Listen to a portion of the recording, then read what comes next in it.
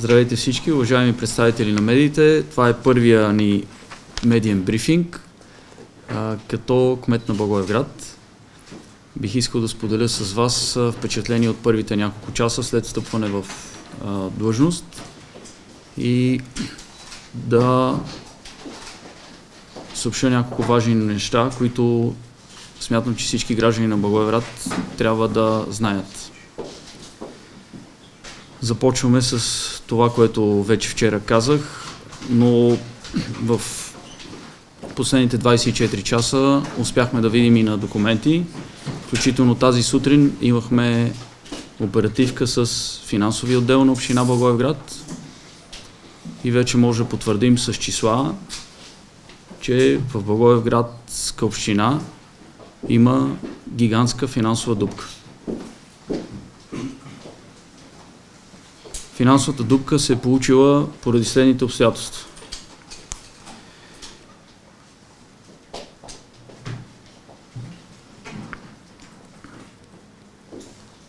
През 2021 година към община Благоевград са преведени суми, от които има остатък в размер на 4 милиона 269 хиляди лева от държавата, които трябва да се използват за укрепване на свлачище за пътя за бодрост. Този проект не се е случил към днешна дата. Парите са преведени от държавата, но тези пари не се намират по сметките на община Благоевград.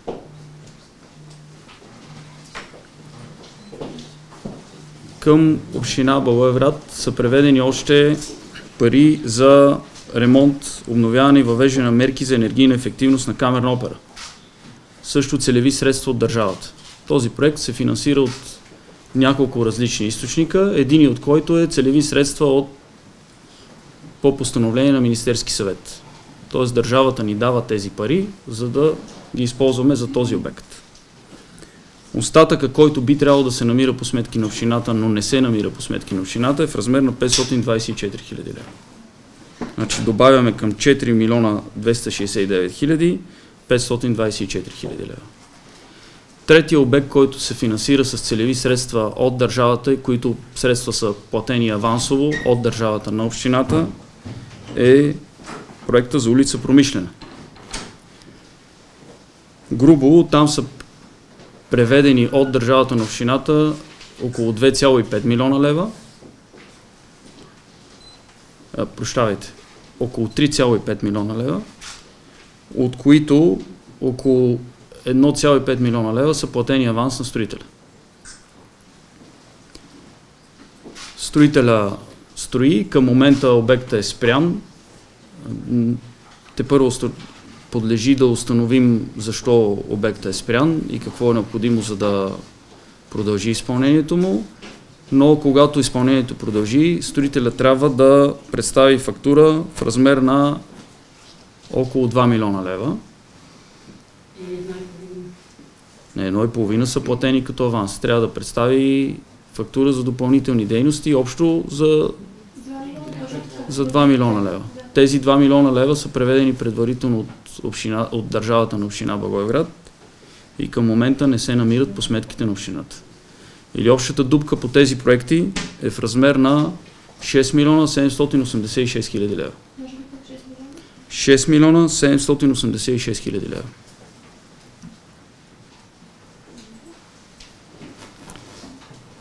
Факти, които бяха укривани от обществеността на Благоевград до днес. Както обещах по време на кампанията и в много месеци преди това,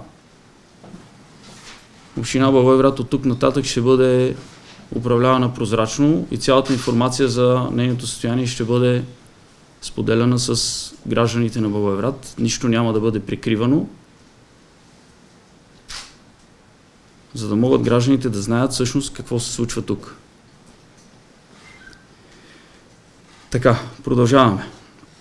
Освен това, до края на месец ноември община Благоевград трябва да посрещне разходи в размер на 4 милиона 352 хиляди лева за местни дейности и разходите за изборите, за проведените местни избори. за които държавата ни е превела 1 300 000 лева.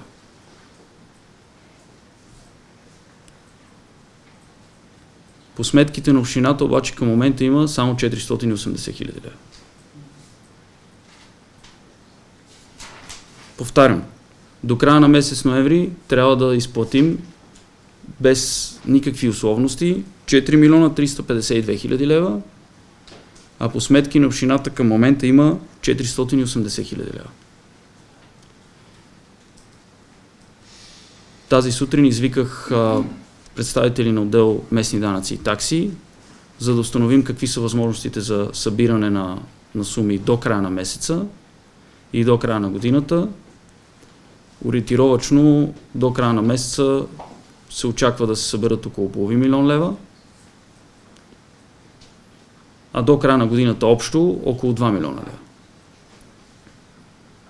Заедно с други местни приходи от управление на собственост и други източници, около 3 милиона лева. Е всичко, което можем да съберем като местни приходи. А до края на ноември и до края на декември очакването е, че ще трябва да разплатим минимум около 7 милиона лева. Това е само за текущите неотложни неща, които позволяват община Благоевград да функционира, да не затвори, да не угасне осветлението по улиците и по площадите.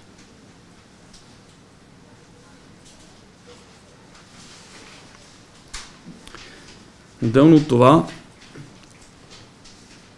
първите индикации са, че имаме сериозен проблем с два проекта. По-големия е с изграждането на анаеробната инсталация и доставката на превозни средства във връзка с пускането на цялата система, с която е свързана анаеробната инсталация. До края на годината, и този срок не подлежи на промяна, не подлежи на предоговаряне, не подлежи на отлагане, до края на годината трябва да се завършат тези проекти. Първоначалните данни са, че това е силно съмнително, че ще се случи. Ако не се случи, финансовите последици за община Благоевград ще бъдат огромни.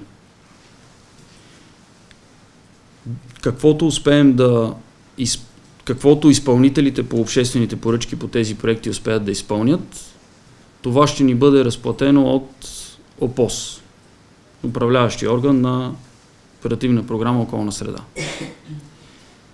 Каквото не ни бъде разплатено, не се изпълни и не бъде разплатено до края на годината, не отпада, а ще трябва да го изпълним, но със собствени средства. Собствени средства, каквито ние нямаме. Освен, че нямаме средства, както знаете и както вече повече от 2 години алармирам и съм заявил и пред Общински съвет, и на обществените обсъждания на бюджета, и на обсъждането на бюджета по време на заседание на Общински съвет, община Благоевград има огромни дългове към банки. Вече е използвана огромна част от възможността община Благоевград да получава външно финансиране.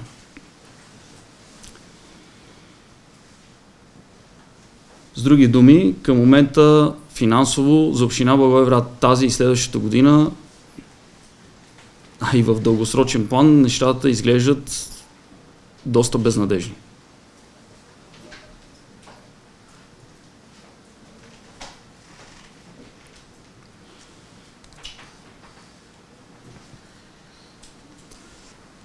Предстои в следващите дни да установим какъв е напредъка по двата най-рискови проекта, по които може да има най-големи финансови последици, анаеробната инсталация, доставката на превозните средства за тях и за тази система и напредъка по ремонта на камерна опера и читалище.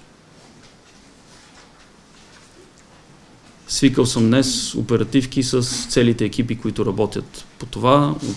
ръководителите на проекти, представителите на отдел европейски проекти, счетоводителите, които отговарят за тези проекти и изпълнителите и контрола на строително-монтажните работи от дирекция инвестиционно планиране, строителство и екология. В следващите дни ще планираме и посещение на обектите на място, заедно с строителите и надзора, и срещи с управляващите органи, за да можем след всичко това да дадем реална картина за това докъде са тези проекти и какви последици ни грозят.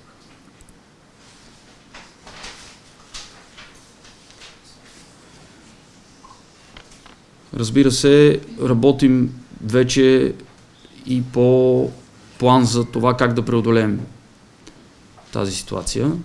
Проведохме предварителен разговор с представителя на Министерството на финансите, като ще имаме и работна среща в четвъртък, за да установим с какво държавата може да помогне в тази тежка ситуация. Бързам да кажа, че държавата не е един брашнен чувал, който можем да изтупаме във всеки един момент и да кажем дайте ни пари. Средства от държавния бюджет към общините могат да дойдат само при точно определени условия, които са разписани в закона. Тези средства обичайно са краткосрочни, максимум за 1 година и трябва да се върнат след 1 година. Надяваме се, че ще получим разбиране и помощ от там. Повече детайли ще дадем на следващ брифинг. При всяко положение обаче, това, което е предвидено още в бюджета и беше предвидено още от предишен общински съвет, ще трябва да използваме едни от последните възможности за външно финансиране до края на тази година, поради което още днес ще бъде публикувана покана за обществено обсъждане, за ползване на външно финансиране, за да може до края на годината да покрием тази финансова дупка, която имаме, за да посрещнем текущите задължения. Между другото, просрочените задължения към доставчици на общината към този момент надхвърлят 1 100 000 лева. Тоест това са задължения, по които всеки момент доставчиците могат да започнат дела, да запорират сметките и така нататък. Така че ние имаме нужда от свежи пари, за да можем да посрещнем текущите задължения. Бързам да кажа, че средствата за държавно делегираните дейности, заплатите на училища, детски градини, здравеопазването, отбраната и сигурността са осигурени. Това са пари, които идват от държавата целево само за тези задачи и те ще бъдат посрещнати в срок, така че работещите в тази сфера могат да бъдат спокойни. Вече нормално е при предаването на властта да има леко забавяне, но вече са изплатени 50% от тях. В следващите дни ще бъдат изплатени останалите 50%. Направихме бърза организация за това да изплатим и задълженията към членовете на секционните избирателни комисии. Част от тях ще бъдат изплатени по банков път, част от тях от днес се получават на касата на община Благоевград. Направили сме организация за осигуряване на реда и спокойствието по време на получаването на тези средства. Това мога да кажа на този етап относно финансите. Иначе, какво друго свършихме?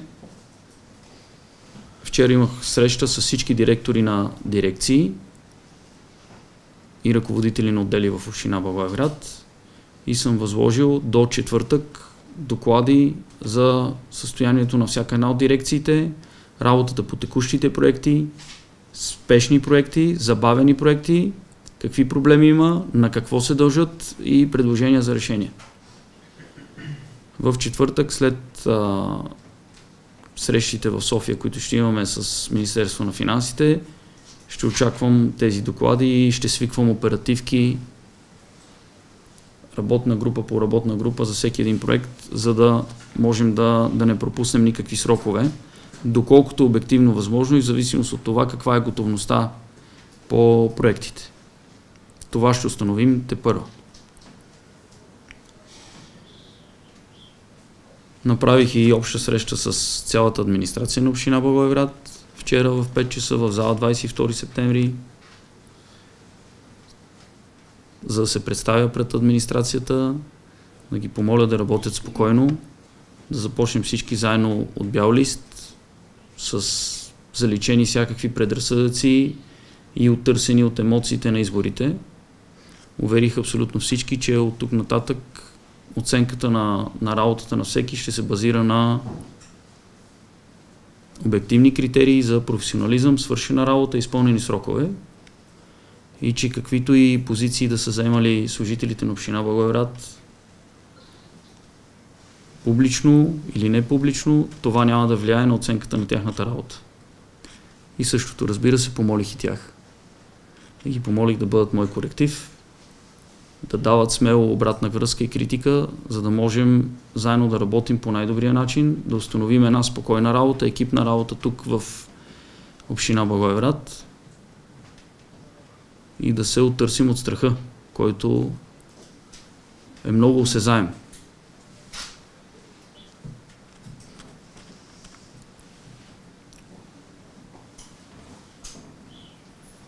Така, на последно място, и с това свършвам и ще дам възможност за въпроси. Влизам в община Благоевград с екип от няколко души, който ще бъде допълнен във времето. На първо място, първият член на екипа, с който започваме веднага, е госпожа Ася Иванова. Тя е юрист с дългогодишен опит, работила е в областта на енергетиката и в банковото дело. Предстои, само да уточним предварително, предстои утвърждаване на нова структура на администрацията на община Благоевград, която ще бъде приета заедно с бюджета в края на декември или през януари. И тогава ще бъдат определени окончателните, доколкото нещо може да е окончателно в този живот, позиции на тези хора. Затова за момента само ще ви кажа какви са временните им позиции. Ася Иванова ще бъде заместник-кмет по икономическото развитие, т.е. на този ресор, който до момента като заместник-кмет изпълняваше временно изпълняващия длъжността кмет госпожа Коцелова. Тъй като господин Дейвид Арабаджиев напусна преди моето встъпване, така че се освободи позицията на главен секретар, тя ще бъде заета от госпожа Деси Витанова, също юрист с дългогодишен опит, с опит и финансист, с опит в банковото дело, частния сектор като предприемач и юрист в община Банско и община Разлог. Боряна Шелявска, която е днес тук с нас, ще оглави дирекцията по икономическо развитие. Боряна е с дългогодишен опит като ръководител на отдел прием студенти в Американския университет и е работила с доста неправителствени организации в областта на развитието на бизнеса и образователни проекти, връзки между бизнеса и образованието, така че там ще бъде изключително полезно. Главен експерт връзки с обществеността ще бъде госпожа Мерилин Симонска, която не виждате днес, защото за съжаление има събитие в тяхното семейство, но ще бъде тук най-вероятно от утре и ще може да се запознаете с нея. Освен това, част от екипа е и госпожа Адриана Топурска.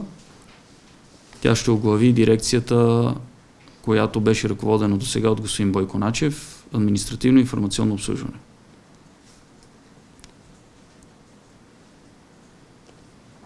Последният член на екипа, с който влизаме за сега, е госпожа София Граченова. Тя е с дългогодишен опит в финансовата сфера, банковото дело и е сертифициран аудитор в публичния сектор, официално регистриран към Министерство на финансите. Последното и работно място е аудитор към Сметната палата.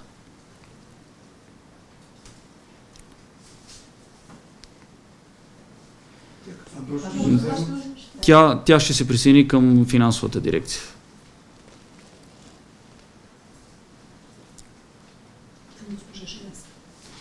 Не. Госпожа Шелявска, дирекция към икономическото развитие. Финансовата дирекция, която се оглавява от Борис Механджийски.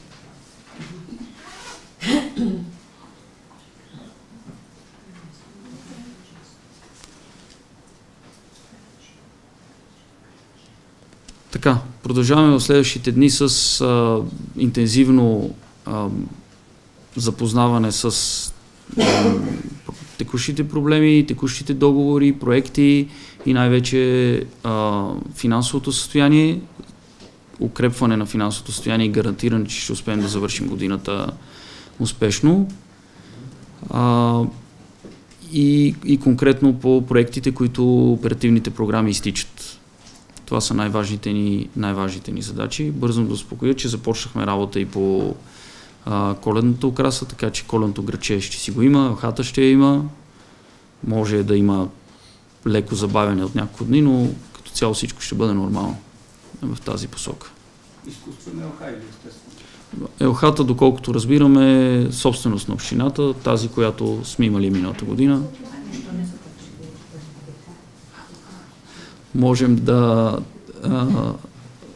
ползваме това, което имаме. За момента нямаме достатъчно време и капацитет да мислим за други варианти, така че това ще бъде за момент. Отваряме за въпроси. Заповядайте. Споменахте, че споменахте, че ще пуснете обявление за дълг, в какъв размер? Мислите, че ще... Размера най-вероятно ще бъде около 3,5 милиона лева. Целта е да покрием допълнителна дупка извън това, което току-що съобщихме, нещо, което няколко пъти сме коментирали. Става въпрос за влязлото в сила съдебно решение в полза на строителя на басейна в Еленово, който заедно с лихвите са около 2,7 милиона лева. До момента и тези лихви продължават да се трупат, тъй като предишното кметско ръководство е решило да иска отмяна на това влязло в сила съдебно решение, поради което в момента чакаме съдебно решение по това искане за отмяна, но междувременно сумите са запорирани и заложени. Тоест една сума от порядъка на 2 милиона и половина е запорирана и около 1,6 милиона са запорирани са заложени по сметка на Върховния касационен съд, а остатъка е запориран по сметки на общината. Тоест това са по принцип собствени средства на общината, които тя не може да ползва. Да, и за това всъщност трябва да покрием тази дупка, плюс допълнително, за да можем да посрещнем тази кешова дупка, която има. А колко банкови заеми има общината? Към 31 октомври с 17,5 милиона лева. Припомням, че в последния ден на изборната кампания имаше изявление на кмета на Благоевград, който каза, че задълженията са 9,5 милиона лева. Публикувано в сайта Struma.com. В същия ден обаче по BTV каза, че са 19 милиона лева. Официалните данни на Министерството на финансите, които получих вчера, са за 17,5 милиона лева. Към 31 октомври е това. Да, октомври, да. А тези милиони за свлачището, които са целеви, по принцип не могат да се пренасочват. Поне така е законът. Къде са имали следи, къде са тия пари, къде са прехвърлени, по други пера ли са прехвърлени, за какво са похарчени? Да допълня въпроса, господин Метел, ако обичате, тъй като казахте, че това е обща сума около близо 7 милиона лева, 6 милиона 786. Твърдите, че към момент по сметката на общината има 480 хиляди само. Тези, които не могат да се харчат за друго, плюс тези, за които нямате информация кога и къде са разплатени, вие как ще си ги търсите? Това не са пари, които са скрили по дупките. Трябва да има следа. Да. Трябва да има някаква следа, т.е. има ли следа? Къде са? Има ли следа, къде са Ти парите? пита само за свлачището. Да. Нека да бъдем по-конкретни. Да. Да бъдем и коректни. Има ли следа, къде са Мой. тия пари, къде са прехвърлени? Да. И други А и пера. освен това, нали, Сметната палата прави одит на общините. Има ли някаква индикация за тези финансови? Сега, това, което мога да кажа на този етап, тъй като са минали по-малко от 24 часа от стъпването, е, че ще проследим къде са отишли парите. За всеки един лев ще дадем отчет за това къде са отишли. Истината е, че аз предупредих още по време на общественото обсъждане на бюджета, че община Благоевград харчи твърде много и твърде бързо, за да се похвали за някакви неща, че се случват, но без да се държи сметка всъщност откъде идват парите. Чисто финансово и от гледна точка на правилата, това, което ми беше обяснено току-що от финансова дирекция, е, че както държавно делегираните пари, така и целевите средства, така и собствените приходи на общината попадат в една сметка. Една банкова сметка. Разбира се, за всеки лев се води отделно аналитично счетоводство, но истината е, че когато парите са в една сметка, много е лесно да се харчат и да не останат. Къде точно са отишли, ще разберем тепърва. Например, ето тук, но все още не съм имал време да прегледам, тепърва идват фактури все още за хубавото шоу на 5 октомври, заря, светлинни изпълнения, които съвпаднаха и с откриването на предизборната кампания на един кандидат за кмет. Тоест, вие допускате, че част от тези пари може и да са похарчени с цял изборен пиар. Просто го кажем. Всичко е възможно. Всичко е възможно, но вижте, ние трябва да проследим наистина за какво са похарчени парите, защото всичко иначе би било в сферата на спекулациите. Тъй като когато парите са в една обща сметка, това означава, че за всички дейности те се харчат оттам. Така има, нали, някой слага подписа си? Какво ви казват колегите от тази дирекция? Няма как за толкова малко време да ми кажат всичко. Повярвайте ми, имахме трудни, тежки 2 оперативки, в които установявахме какво е сегашното положение. Тепърва ще работим още, за да проследим откъде идват тези дефицити. Знаете ли колко е броя на общинските служители в фонд работна заплата при тия задължения? Ще има ли пари да се изплащат заплата? Да, мога да ви кажа предварителни данни, които имам.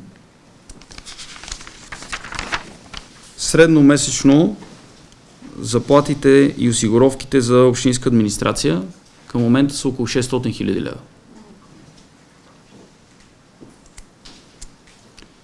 Това са само заплати и осигуровки, никакви други разходи там. Държавата, тъй като общинска администрация е държавно делегирана дейност, но в определени рамки, които са свързани с големината на общината и задълженията, които има, държавата ни дава около 480 хиляди лева. Всеки месец.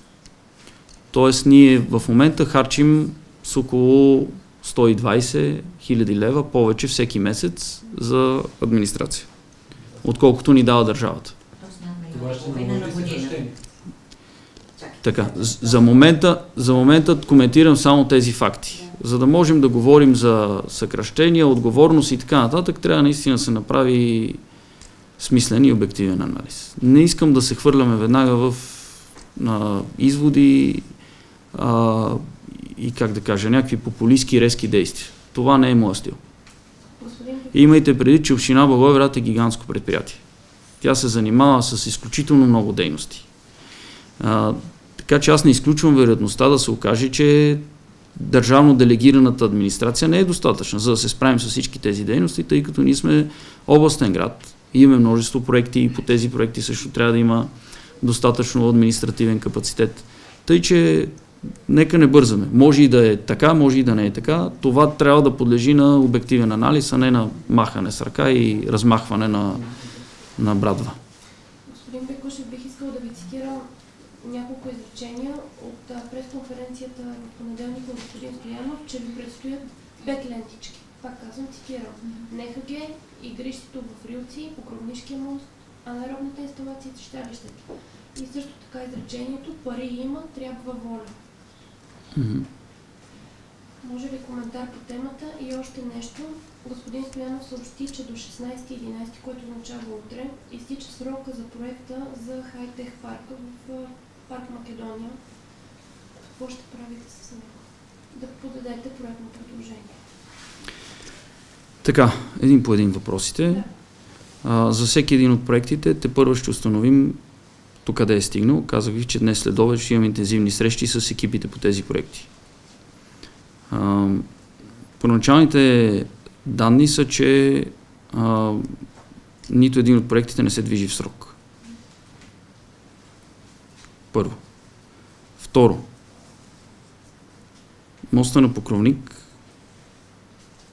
община Благоевград не е възложител. И не виждам по каква логика кмета на община Благоевград ще реже лентичка. Ако беше възложител община Благоевград, имам някакви притеснения, че никой нямаше да реже лентичка скоро.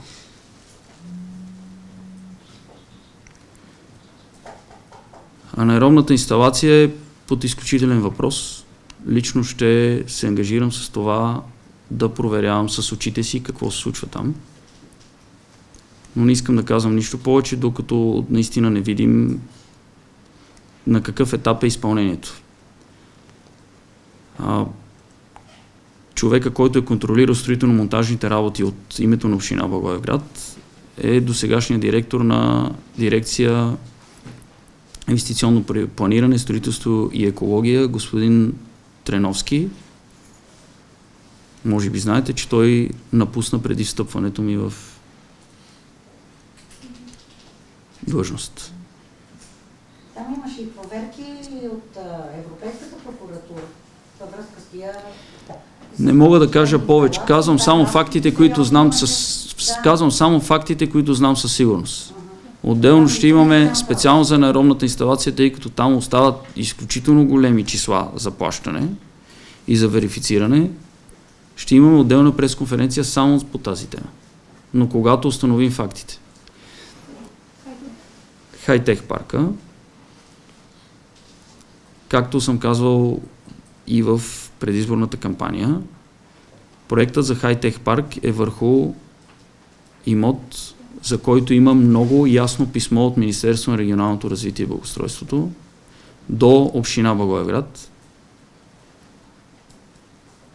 до кмета на Благоевград е адресирано, в което пише, че държавата ще предяви иск, ако ние не върнем този имот.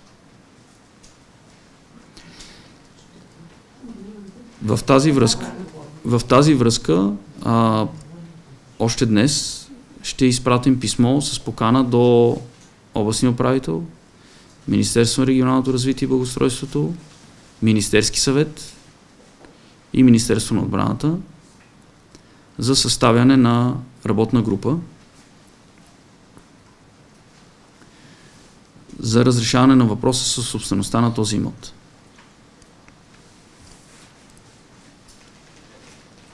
Преди да разрешим или без да сме разрешили въпроса със собствеността на този имот, за мен е абсурдно да бленуваме, че там ще привлечем инвеститори.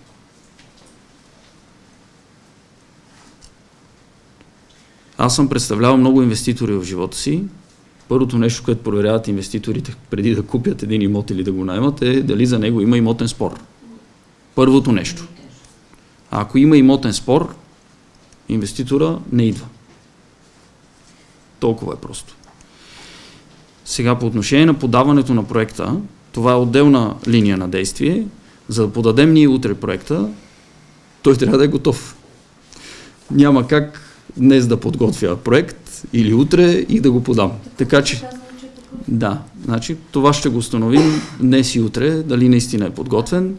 А ако е подготвен, ще трябва да преценим дали да го подадем предвид наличието на имотен спор. Това е решение по целесообразност, което трябва да вземем. За момента не мога да кажа нищо, докато не събера информацията. А каква ще бъде вашата позиция, господин Кмет, в тази работна група? Явно всички институции имат интерес да бъде сформирана. След като 3 областни управители казват, че единствената възможна опция, макар и формално само по документи имота да бъде върнат на държавата и след това отново поискан от общината. Интересуваме каква е вашата позиция по този казус? Вариантите са два. Единият вариант е тази работна група да излезе с заключение или някакъв вид споразумение, в което да се потвърди, че условията на договора, с който е предоставен имота, всъщност са изпълнени. Защото такова до момента е твърдението на община Благоевград. И тъй като твърдението до момента е такова, най-малкото ние трябва да го проверим. Дали е вярно. Аз не мога в момента да кажа вярно ли или не е вярно, защото трябва да се запозная с документите и да отида да видя на място дали това, което е извършено, съответства на документите, за да знаем ние дали можем да поддържаме това твърдение. Защото ние не можем с лека ръка да кажем нещо, което до момента е твърдяно от община Благоевград, не е вярно. Трябва да проверим с документи. Ако успеем да се споразумеем, че всъщност е изпълнено и имота остава в собственост на община Благоевград, и ако няма други условия, продължаваме напред. Ако не успеем да се споразумеем, има два варианта. Вариант 1, ние продължаваме да си държим на нашето, държавата продължава да си държи на нейното, съответно влизаме в съда и блокираме ползването на имота за доста време. Имам предвид ползването от гледна точка на развиването на нещо ново там. Иначе сегашното ползване би трябвало да може да продължи и в този му вариант, докато трае делото. Друг е въпросът, че държавата в някакъв момент може да претендира обезщетение за ползването от момента, в който си е поискала имота. Втория вариант е да постигнем разбирателство с държавата, да върнем имота, така както той към момента се претендира, но след това отново да ни бъде предоставен на община Благоевград. Вярвам, че което и правителство да управлява, ще има добра воля към гражданите на община Благоевград, тъй като държавата реално няма нужда от този имот, община Благоевград има нужда от него. И община Благоевград го ползва.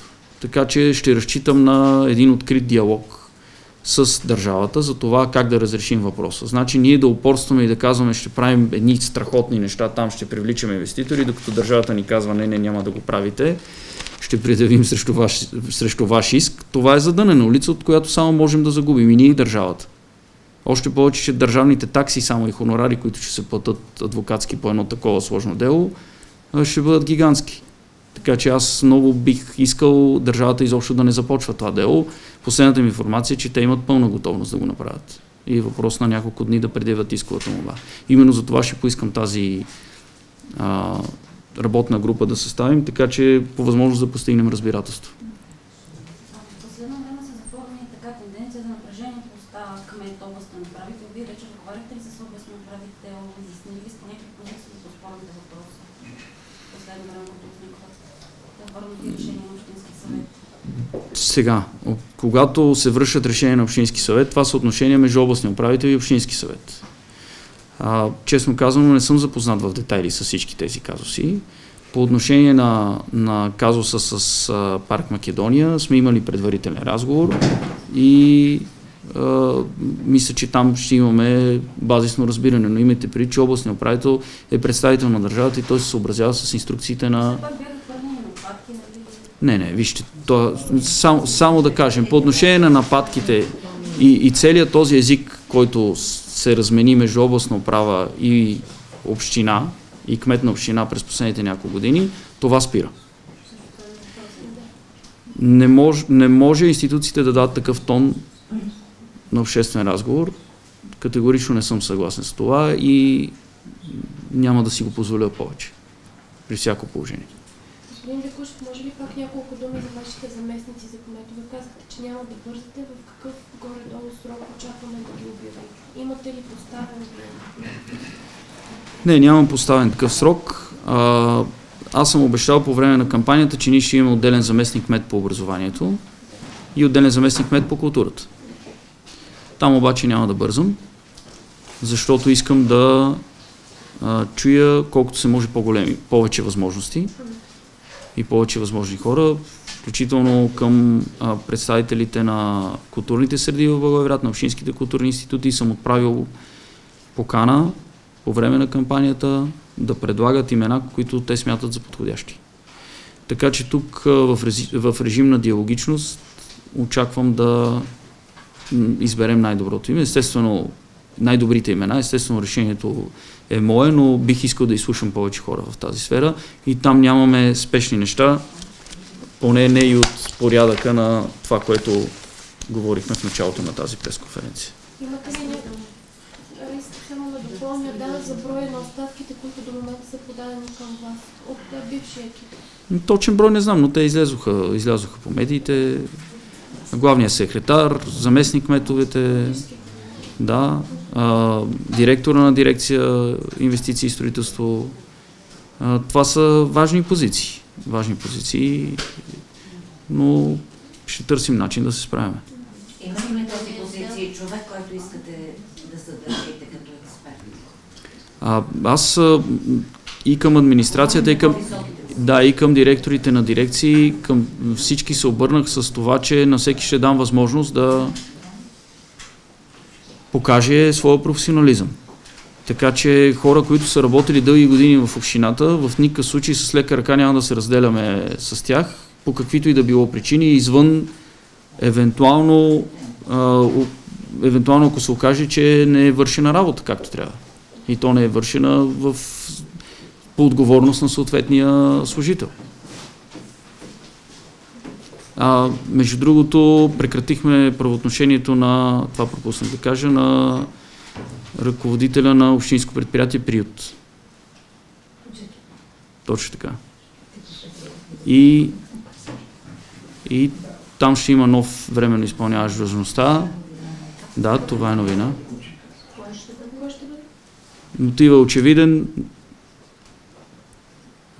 Според мен въпросът с бездомните животни, както и според всички граждани на Благоевград, не се управлява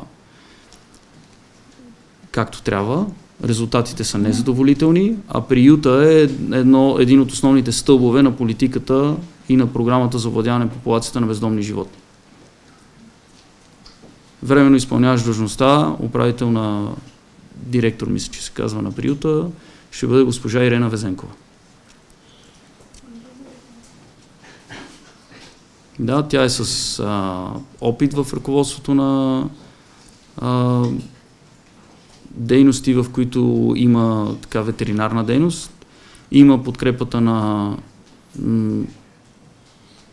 общността на ветеринарните лекари в Благоевград и хората, които са съпричастни към проблема с бездомните кучета. Така че временно ще изпълнява тя длъжността, защото там трябва да се започне да се изпълнява програмата. Аз неведнъж съм казвал, ние просто не изпълняваме програмата. Някой трябва да започне да изпълнява и то веднага. Това означава ли, че най-накрая ветеринарни лекари от града, повечето от които са декларирали готовност, ще поемат тези дейности? Това е идеята на госпожа Везенкова, да проведе срещи с тях. Има ли са предварителни разговори, така че се надявам, че това наистина ще започне. Също така, естествено, да, веднага ще възстановим и работата на Обществения съвет в тази връзка. Обществения съвет, специално по проблема с бездомните животни, да. Който последното му заседание е от декември 2021 година. И работата на Обществения съвет е предвидена в програмата за овладяване на популацията на бездомни животни. Значи не може да имаш нещо предвидено в програмата, да не го правиш и да очакваш резултат. Със строителното направление, на кого ще се доверите? Трябва ми малко време, защото не искам... Оголва ли се, тъй като... Имаме оголване, да. Имаме оголване. И заместник кмета е напуснал, инженер Треновски е напуснал. Ще проведа разговори, за да установя какъв е капацитета при останалите колеги, защото все пак там остават доста колеги, които работят, има инженерен състав. И ще проверим всъщност и каква е готовността на състава да поеме отговорност. Отделно от това провеждам разговори с хора отвън, които евентуално да подсилят екипа, но за момента няма нищо потвърдено. Практически провеждам интервюта. Какво се случва в отдел озеленяване? Там на ръководни постове бяха назначени момчета, които преди да започнат работа в общината бяха товарачи в магазин Стомик. Сега, това е твърдение, което трябва да проверим. Всъщност, нали, какви са били преди това, не е чак от такова значение. Важно е каква е тяхната квалификация и как си вършат работата. Ще проверим. Ще проверим. Възможно е да има преструктуриране на общинските предприятия. Възможно е, но това също няма да се случва без внимателен анализ. Очаквате ли Общинския съвет да одобри предложение за оптимизиране на администрацията и вашите предложения, каквито ще има за общинските предприятия, тъй като така виждам, че не споделяте мнение от общината да е най-голямия работодател, бизнеса си гледа работа.